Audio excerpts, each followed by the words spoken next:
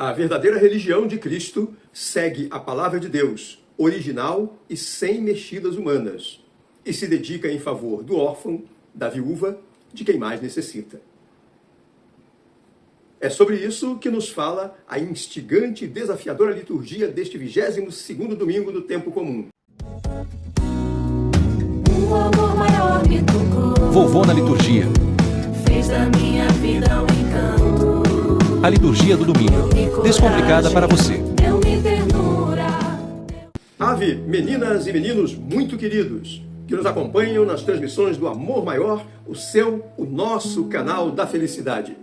Participe desse meio de evangelização, deixe aqui o seu like, inscreva-se, convide os amigos, venha evangelizar conosco. Evangelizar é uma necessidade. Esta liturgia do 22º domingo do tempo comum insiste na integridade da lei de Deus, essa lei que nos agrada, que nos estimula e que pode até ser rejeitada por alguém, mas ninguém tem autoridade para modificá-la. Ouçamos a primeira leitura do capítulo 4 do livro do Deuteronômio. Leitura do livro de Deuteronômio.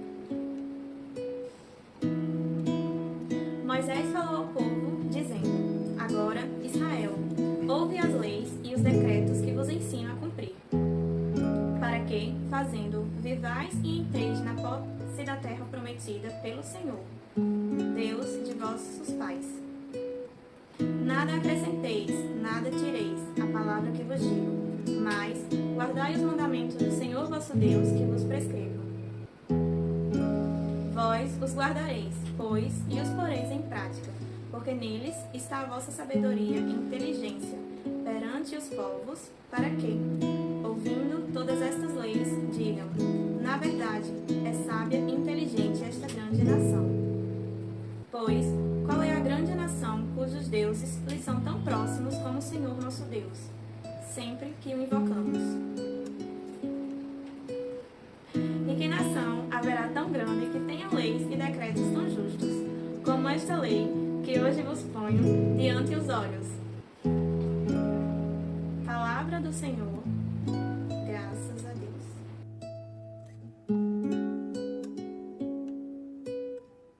Você sabe, meu irmão, minha irmã, que o livro do Deuteronômio, de onde vem essa nossa primeira leitura de hoje, ele foi escrito em um período dramático, em uma região dramática, a Babilônia do período do exílio. Israel estava reduzido a um grupo humilhado, um grupo disperso, sem liberdade, sem honra.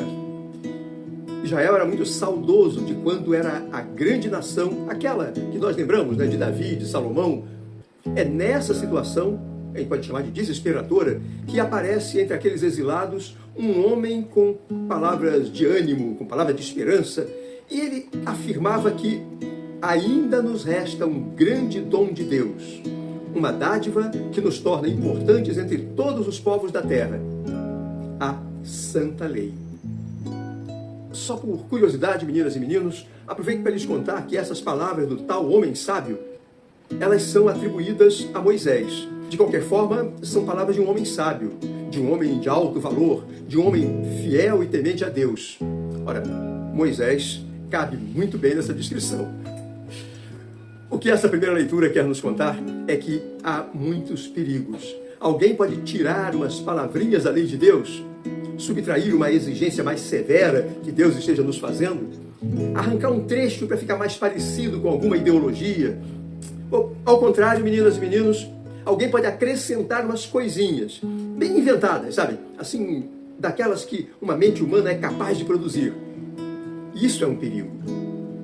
Tanto eu quanto você, nós já nos deparamos aqui e ali com alguma palavra de Deus na qual falta um pedacinho, ou com uns pedacinhos a mais.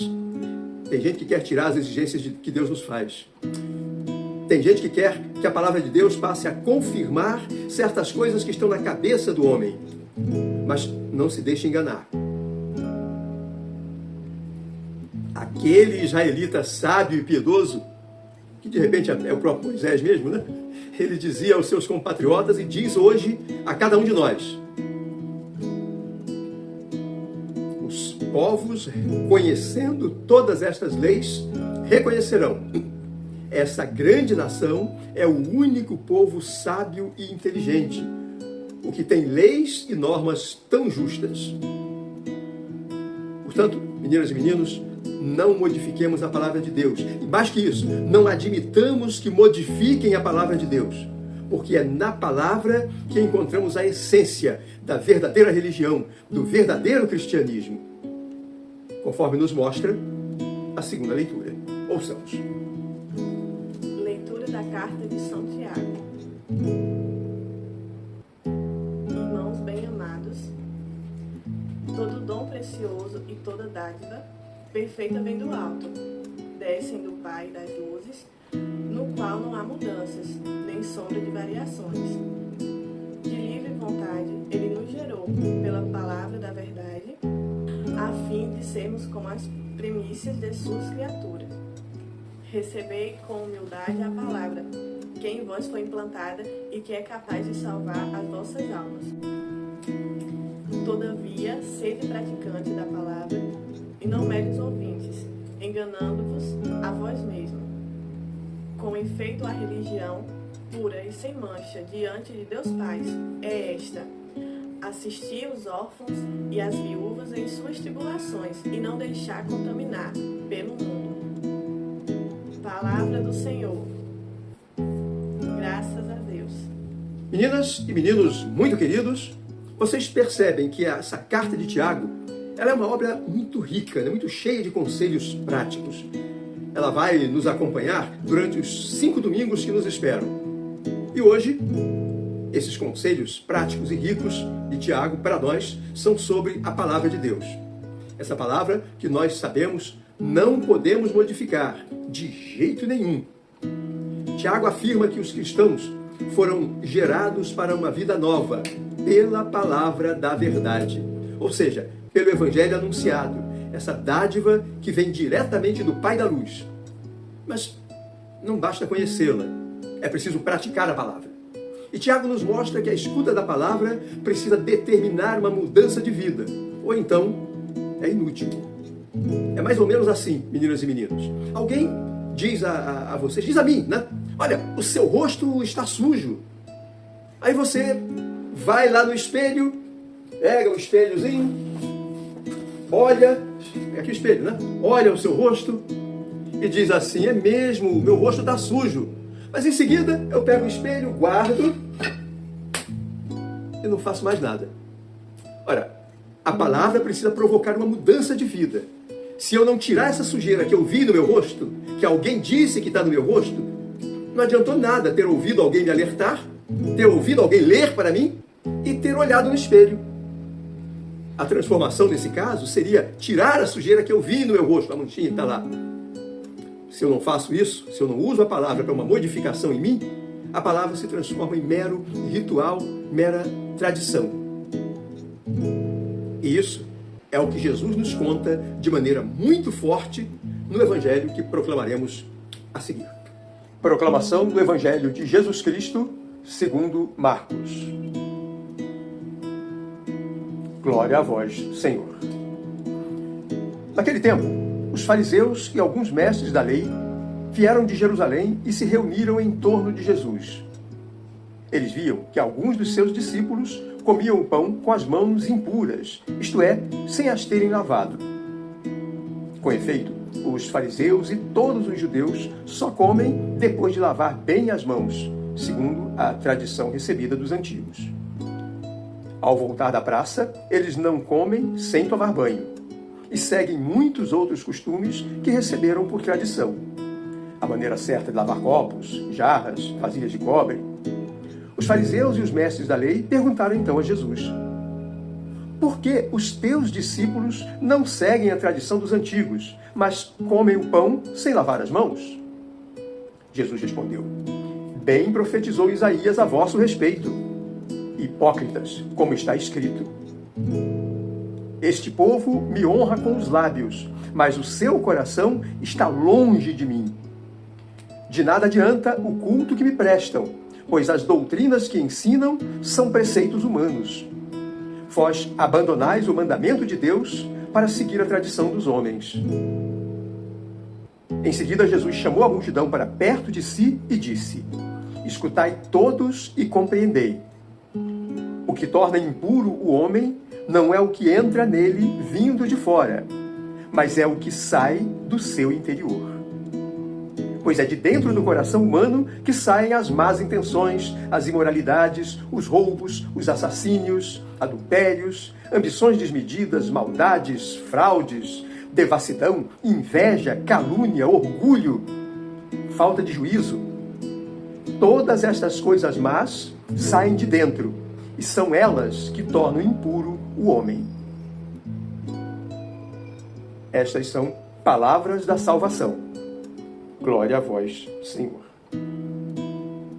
Aqui nós vemos, meninas e meninos muito amados, que São Marcos, que aliás vai nos acompanhar a partir de agora e até o fim do ano, São Marcos mostra que a religião judaica daquela época considerava imperdoável e punia, até com a maldição, a transgressão a certas normas de tradição, como lavar as mãos, tomar banho e algumas outras coisas. Aqueles mestres da lei comparavam isto a uma infidelidade a Deus. Mas aqueles rabinos, mestres da lei, eles não estavam preocupados com normas de higiene, preocupados com a saúde, mas a questão era a transgressão de um preceito ritual que só pode ser cumprido depois que a pessoa está limpinha, arrumada. Como um esclarecimento, quero lhes contar que essa leitura do Evangelho de hoje aparece em Marcos, naquele contexto da multiplicação dos pães.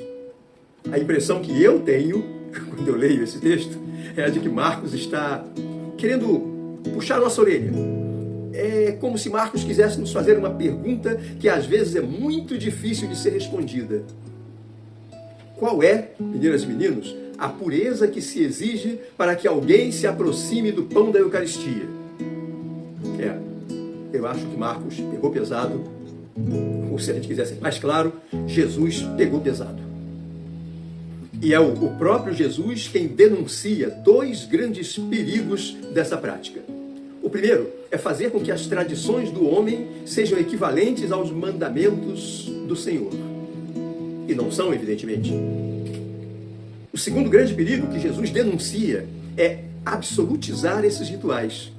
O que quer dizer que uma pessoa pode achar, aqueles daquela época achavam, que eles estão completamente em ordem com Deus e com os irmãos, porque cumprem os rituais e as tradições do homem. Impureza, meninas e meninos, é desprezar os mandamentos de Deus. É também por isso que Mateus transcreve uma frase linda e forte de Jesus. A frase diz o seguinte: eu quero a misericórdia e não o sacrifício. Isso vale, inclusive, para nós. Para nós que seguimos os mandamentos de Deus e seguimos as orientações da igreja. Nós não podemos perder de vista, meninas e meninos, que os mandamentos de Deus são imutáveis, são a palavra. As leis da igreja, que nós consideramos sábias, inspiradoras, moralmente corretas, essas leis da igreja, essas regras da igreja são humanas. E, de quando em quando, até a própria igreja altera algumas dessas orientações e nos envia uns novos recados para que a gente passe a seguir de uma maneira um pouco diferente. Mas quando ela faz isso, ela está fazendo com mandamentos, com leis, com regras e orientações da própria igreja. Nunca a igreja faz isso com os mandamentos de Deus, aqueles que estão aqui na palavra. Estes são absolutamente imutáveis. Nós nos obrigamos com o seu cumprimento e eles são imutáveis. De qualquer forma, meus irmãos, minhas irmãs, aquilo que Deus aprecia é a pureza do nosso coração. E Jesus hoje nos dá um sinal direto do amor ao próximo. Aos discípulos que querem aproximar-se do Senhor, nós que queremos nos aproximar da Eucaristia, Jesus faz um pedido de purificação. Um exame de consciência que verifica que sentimentos esses discípulos alimentam em relação aos irmãos. Nós, que sentimentos nós alimentamos em relação aos irmãos. É a pureza do coração, o cuidado com o próximo. Isso é o que Deus aprecia. Roguemos a Deus para que Ele nos inspire a fazer um projeto de vida voltado para a direção do coração mais puro e do amor ao próximo. Amor ao próximo traduzido em obras traduzido em ações. Amigos irmãos, amigas irmãs, não se esqueçam de deixar o seu like e o seu comentário, a sua sugestão, o seu pedido de oração. Aliás, você já se inscreveu no nosso canal? Inscreva-se agora. Venha fazer parte dessa comunidade que prega a paz, o amor, a unidade como um caminho para nos levar à santidade. Observem que é um objetivo ambicioso, nem mais nem menos do que santidade. Continuemos, todos e todas, na paz de Jesus, com a espiritualidade de José e no sereno amor de Maria. Até o nosso próximo e feliz encontro. O amor maior me tocou, Vovô na liturgia. fez da minha vida um encanto. A liturgia do domingo. Descomplicada para você.